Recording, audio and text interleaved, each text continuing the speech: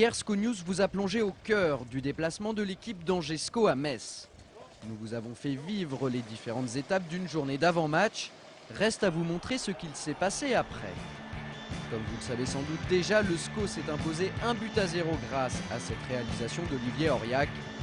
La rencontre terminée, le vestiaire angevin rentre littéralement en ébullition. Tout le monde fait comme il se doit, ce succès amplement mérité.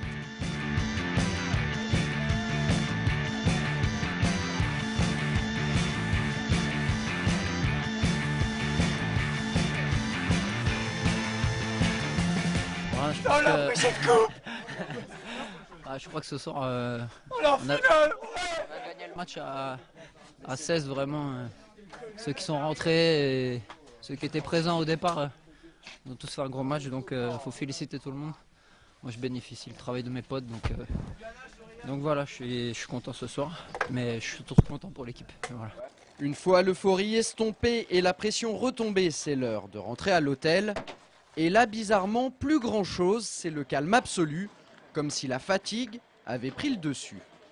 Après une courte nuit de sommeil, c'est déjà l'heure de repartir. Tous les regards sont fixés sur le quotidien L'Équipe. Jean-Louis Garcia, l'entraîneur angevin, ne manque pas à l'appel. Après une soirée riche en émotions, c'est le moment de décompresser. Dans ce métier d'entraîneur, on est souvent un petit peu en souffrance. Bon, le déroulement du match hier, avec une telle domination angevine, et le fait qu'on n'obtienne pas ce deuxième but nous met dans une situation de stress extrême dans les dernières secondes. Donc après, c'est vrai qu'il faut un petit peu de temps pour récupérer, mais on a besoin nous aussi de se lâcher un petit peu pendant quelques instants au moment de fêter la victoire, ça fait du bien. Et ce n'est pas l'adjoint de Jean-Louis Garcia qui dira le contraire. Comme on dit des fois aux joueurs, ils vont nous faire mourir avant la fin de la saison, quoi. Non mais bon, on a vraiment passé un bon moment hier soir. Voilà, le voyage se termine à la gare d'Angers. Les joueurs ont 1 jour et demi de repos devant eux, amplement mérité. Mais dès lundi, retour au quotidien avec au programme 2 séances d'entraînement.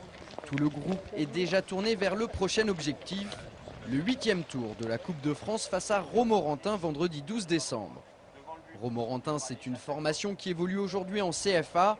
Ça veut dire que 2 divisions séparent les 2 équipes. Attention tout de même, la saison dernière, le club du centre jouait encore en national.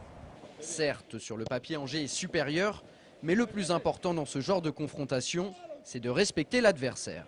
Si on pense que ça va être facile, que ça va être une partie de plaisir, je pense que ça va être compliqué. Mais si on y va et qu'on ne les prend pas de haut et qu'on joue notre football habituel avec toute l'agressivité qu'on met depuis un certain moment, je pense qu'il n'y aura pas de problème. Pour mettre toutes les chances de leur côté, les Angevins n'ont rien laissé au hasard. Mercredi, ils ont terminé leur entraînement par une séance de pénalty. On ne sait jamais. Il faut s'apprendre à tout, donc on s'est mis dans les conditions.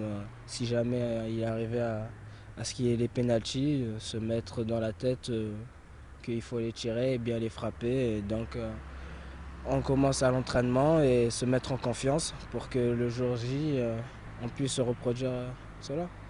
Romorantin-Angers, c'est demain soir à 20 h au stade Jules Ladoumec.